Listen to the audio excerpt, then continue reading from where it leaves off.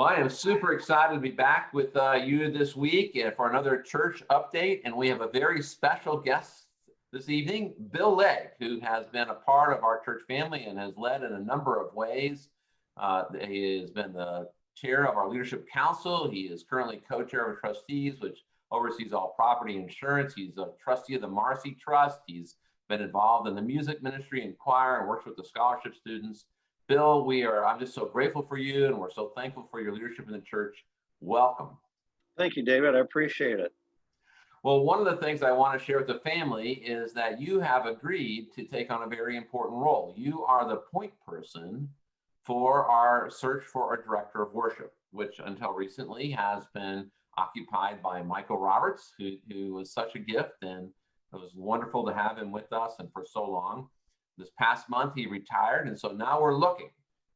And as I look and further into this process, I'm finding that it is a pretty daunting breadth of a position. And so I thought maybe you could share with us a little bit about some of the things that you think are key areas of responsibilities and some of the abilities you think really go with this role. Okay. Well, first of all, I think the person has to be have a strong faith and a liturgical background, and I think that they need to be a visionary. I think they need to be flexible, because our church, we've experienced a lot of things in these last several months. It requires a lot of flexibility. Yeah. From the traditional standpoint, that person needs to be able to conduct the choir, conduct the impact singers, work with our grace ladies, work with our bells, work with the graded choir program, and interface with our Studio 50, 150 people to bring that into the worship. And then what we like to see is this person also coordinate on behalf of all elements of worship, contemporary.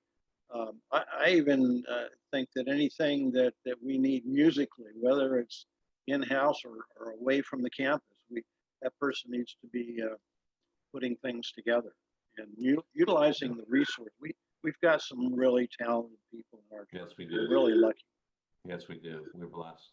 Yeah. So you've mentioned choirs, adult, youth, children's. You've mentioned women's choir. You've mentioned like orchestra. So someone that knows instrumentalists and puts that together. We've mentioned virtual worship. We've mentioned contemporary worship. And then also this piece about liturgy and understanding liturgy and the role of liturgy and the collective witness of the saints that have gone before, this voice of tradition. And so this is a pretty important piece. I think in terms of the leader of worship is clearly one of the people that is leading us into a close relationship with God. And so this person really needs to be exhibiting that and really understanding how all that comes together. Yeah, so this is and it's not going to be an easy task to find that person, because when we brought Michael on years ago, we went through traditional things. We had 45 resumes sent in, but Michael was playing the organ all the time. He was there, and we actually had to convince him that he needed to apply for the position.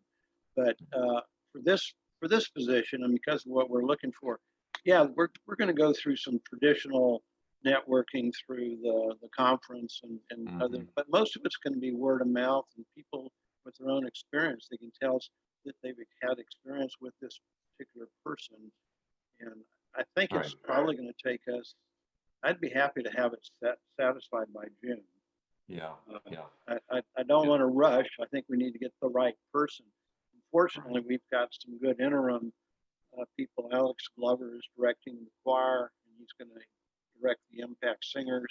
Mary Jane Nunley is handling the grace ladies and the bells. So we're in good shape. We just need to get the right person, because it's so critical.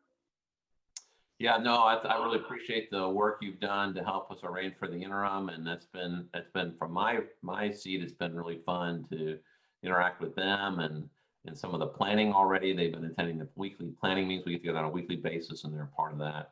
So you've named a pretty big task. You have a team that you're working with. Who's Who's involved in this? So the basic team is Clay Mitchell and Derek Cox, who are from Staff Parish. Aaron Corbelli, of course, you and me, but we've also got people that we're going to rely on who have been involved with the music program as well. So we're not just going to be this administrative team. We're going to bring in help and suggestions from everybody. It's actually gives us a chance to kind of say, where do we need to tweak? Yeah. What are we doing right? What are we not doing right? How are we making this thing so what we present on a Sunday morning complements the message, makes it so it's a seamless program. People don't even realize that it's so orchestrated, that we put it together in a way that reaches people and they get the message and they react to it. Yeah, so I hear the process, and I'll come back to the minute. I hear the process. We got the interim. Next step is to consult some of these other team members. What's in store? What's kind of the next step?